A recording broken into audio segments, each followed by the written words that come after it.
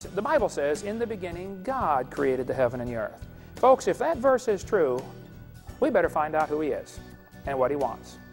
And I've decided I'm going to do what God says, or try to, for my life, and I want to encourage you to do the same thing. If you're here today and you're not a Christian, we'd like to encourage you to at least open your mind just a little bit. We're going to try to show you some evidence that this world was created, it had to be designed, and the evolution theory has absolutely no evidence for it whatsoever. I treat God's text, or what many would consider God's text, as a human product. It is a text about God, and it is a text about the particular beliefs that have given us the religious and many of the spiritual traditions of our time.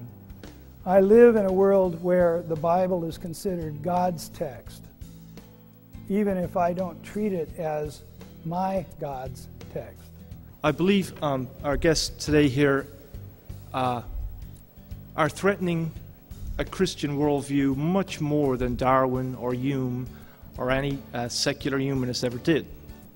That's because if they are right, if they're on the right track, then Genesis and the account of Genesis has to come over onto scientific terms and go into a lab and stand head to toe to the National Science Foundation and all the universities and all the research institutes around the world who are exploring and making progress in evolutionary terms and in evolutionary theory and refining that theory.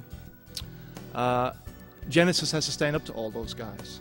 Welcome Genesis to go into the laboratory and be tested. I'd like to see any scientific evidence that discredits anything told in the book of Genesis. The book of Genesis tells us all the animals are going to bring forth after their kind.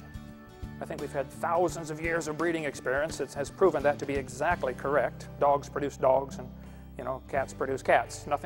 There is nothing in Genesis that can't stand all the scientific scrutiny you want to give it. See, the problem is this word evolution. There is cosmic evolution. That's the Big Bang. There's no evidence for that whatsoever. There's chemical evolution. How do you get from hydrogen, which the Big Bang produced, hydrogen and helium, how do you get to the higher elements? How did that happen? How do you get stellar and planetary evolution? Nobody's ever seen a star form. There's organic evolution, the origin of life. Nobody's ever seen that. Macroevolution, changing from one kind to another. Nobody's ever seen that. And then we have microevolution, which certainly does happen. The first five are religious. They are not scientific. And I resent my tax dollars confusing the kids into thinking all of those are related. They're all the same. They are not the same. To order this video, contact Creation Science Evangelism, 29 Cummings Road, Pensacola, Florida, 32503. Or call us toll-free inside the U.S., 877-479-3466. Or contact us on our website at www.drdino.com. That's drdino.com.